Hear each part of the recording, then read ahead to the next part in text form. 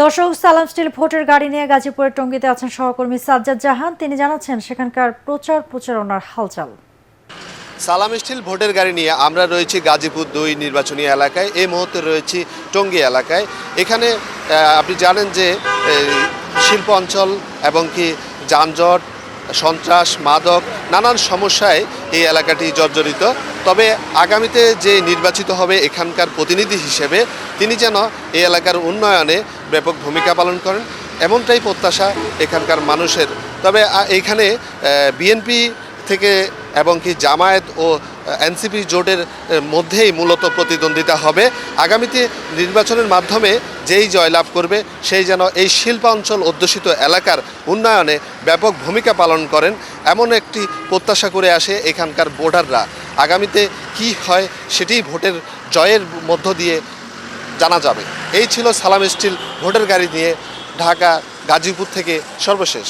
ভূমিকম্প সহনীয় most durable দেশের প্রথম Thermex rod Salam steel. Salam steel বোঝে durability. Salam steel, most durable steel. Dhaka ১২ আসনের ফার্মগেটে আছেন সহকর্মী জেমস হামিম। তিনি জানাচ্ছেন সেখানকার নির্বাচনী প্রচারণার খবর। সালাম স্টিল ভোটের গাড়ি নিয়ে আমরা আছি রাজধানীর ফার্মগেট এলাকায়। এই এলাকাটি মূলত ঢাকা ১২ আসনের অন্তর্ভুক্ত। এই আসনে মোট ভোটার রয়েছে ৩,৩৪,১১১ জন। তৃতীয় দিনে টানা চলছে এই আসনের প্রচারণা। উৎসব মুখর এসব প্রচারণায় রাজধানীর বিভিন্ন মানুষের উৎসব মুখর পরিবেশ বিরাজ করছে। ভোটাররা আমাদেরকে যেমনটা জানিয়েছেন যে এই অঞ্চলের সবচেয়ে বেশি সমস্যা হলো যানজট এবং ব্যবসায়ী কেন্দ্রিক দখল ও চাঁদাবাজি। ভোটারদের মতোই এসব দখল চাঁদাবাজি যারা নির্মূল করতে পারবে তারাই তাদের কাঙ্ক্ষিত ব্যক্তিকে ভোট দিয়ে জয়যুক্ত করবে। রাজধানীর ফার্মগেট থেকে সালাম স্টিল ভোটের গাড়ি নিয়ে এই ছিল সর্বশেষ তথ্য। দর্শক, সালাম স্টিল ভোটের গাড়ি নিয়ে নীলফামারী নির্বাচনী হালচাল জানাচ্ছেন প্রতিনিধি আবু সাইদ অপু। দর্শক, সালাম স্টিল ভোটের গাড়ি এখন নীলফামারীর সদর ২ আসনে। আমরা কিন্তু সকাল থেকে এই আসনের বিভিন্ন এলাকায় পাড়া মহল্লায় গিয়েছি, ভোটারদের সঙ্গে কথা বলেছি, মহিলা ভোটারদের সাথে কথা বলছি, তরুণ ভোটারদের সাথে কথা বলেছি।